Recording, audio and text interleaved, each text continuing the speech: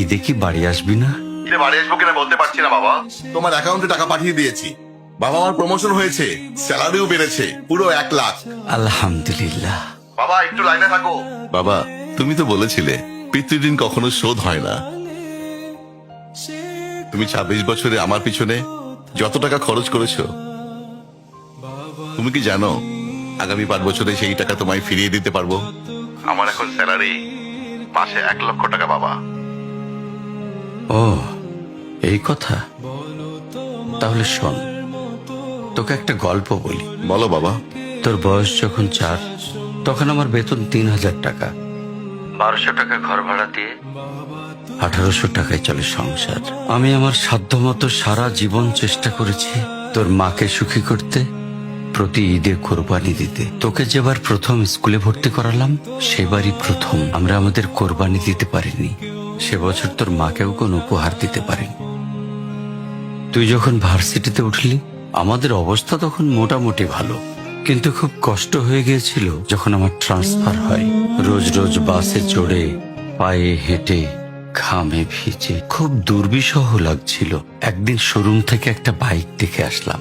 সে রাতে আমি স্বপ্নেও দেখেছিলাম আমি বাইকে চড়ে অফিসে যাচ্ছি। পরের দিন তুই বায়না ধরলি, জার্নি করতে তোর কষ্ট হয়। তোর কষ্টে আমারও কষ্ট হয় বাবা।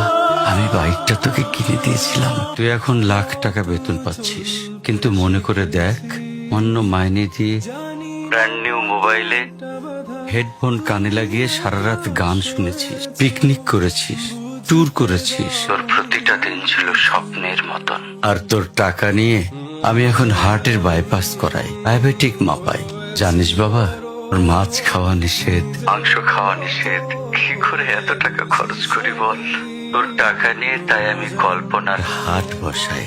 আমি বাইক চালিয়ে সারা শহর ঘুরে বেড়াই, বন্ধুদের নিয়ে সিনেমা দেখতে যাই। তোর মার হাত ধরে চাঁদনি পশরে সেন্ট মার্টিনের বালুচরে হেঁটে বেড়াই। চুপ করো বাবা প্লিজ। আমি তোমার কাছে চলে আসবো, তোমার টাকা না। আমি তোমার ভালোবাসা তোমায় ফিরিয়ে দিব বাবা। বোকা ছেলে, বাবাদের ভালোবাসা কখনো ফিরিয়ে দেয়া যায় না। ছোট্ট শিশুর মলমূত্র মোছা যায়, আর বুড়োদের ঘরেও ঢোকা যায় না। ওকে একটা প্রশ্ন করি বাবা। ধর তুই, আমি আর তোর খোকা তিনজন এক নৌকায় বসে আছি। হঠাৎ নৌকাটা ডুবতে শুরু করলো। যে কোনো একজনকে তুই বাঁচাতে পারবি, কাকে বাঁচাবি? থাক, উত্তর দিতে হবে না। ছেলেরা বাবা হয়, বাবারা কখনো ছেলে হতে পারে না। পৃথিবীতে সবচেয়ে ভারী জিনিস কি জানিস? পিতার কাঁধে পুত্রের লাশ। আমি শুধু জায়নামাজে বসে একটা জিনিস চাই, আমার কবরের ঘরটায় যেন আমি আমার ছেলের কাঁধে চড়ে যাই। তাহলেই তুই একটা ঋণ শোধ করতে পারবি, তোকে কোলে নেয়ার ঋণ। বাবাদের ঋণ কোনোদিন শোধ করা যায় না।